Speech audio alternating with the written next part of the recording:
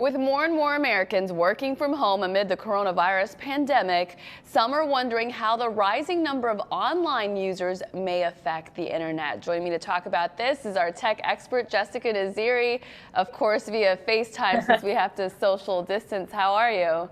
I'm good, dealing with everything. We're all getting through it together. How are you? Absolutely. Yeah, we're all dealing with it in real time. So, yeah, it is interesting to think about how many more users there will be online in terms of the internet. So, how are users going to be impacted? So right now, millions of people are working, learning, Zooming, Netflixing, FaceTiming, all from home during this pandemic. And, as more and more cities are asking their residents to stay home, we'll all be relying on internet access. And, having really good internet access during a pandemic is a little difficult to do. And you have noticed probably your internet is really slow. And what's interesting is people have to remember when you're working at work, that internet, that broadband is very different from the one that you have at home. And put that all together, it's usually finicky. And then you're streaming something, your significant other is working, the baby's watching something.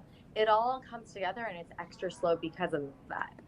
Yeah, it sounds very chaotic, the picture that you're painting, because you've got some people have their kids at home or other family members at home. They're trying to work from home. So you already have those other distractions on top of the internet possibly being slower. Yes, exactly.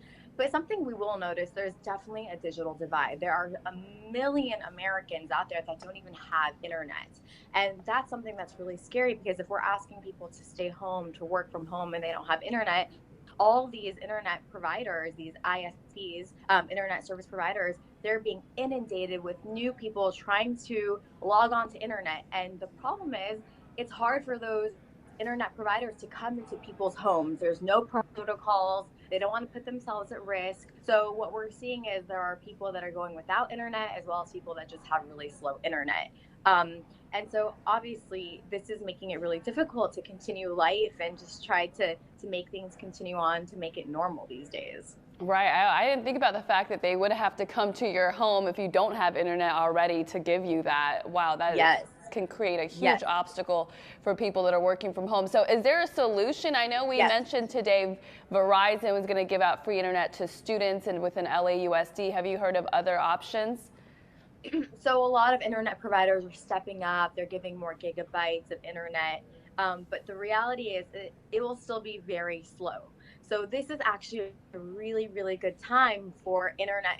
Internet infrastructure is no joke, but it's a really good time for these wireless companies, new companies to come in and provide more. So you'll see Sprint is giving more gigs, Verizon, like you said. But I think really the quick fix right now is a few tips that I've actually put together. One thing is for those people that have routers right now, make sure to reposition your router and don't keep it on the floor.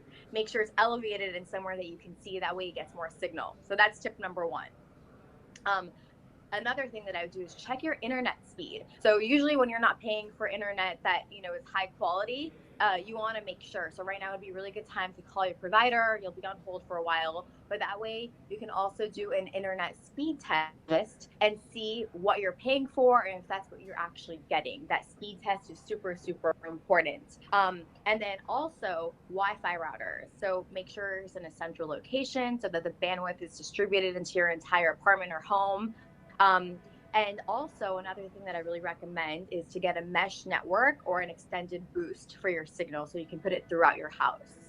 Wow, all really good advice. Things you Yeah. don't think of when you just are so used to having the internet and not really thinking of it as something that you need to deal with. All right, Yeah. Jessica, so nice to have you. It's been a long time. Thanks for all your tips. Thank you.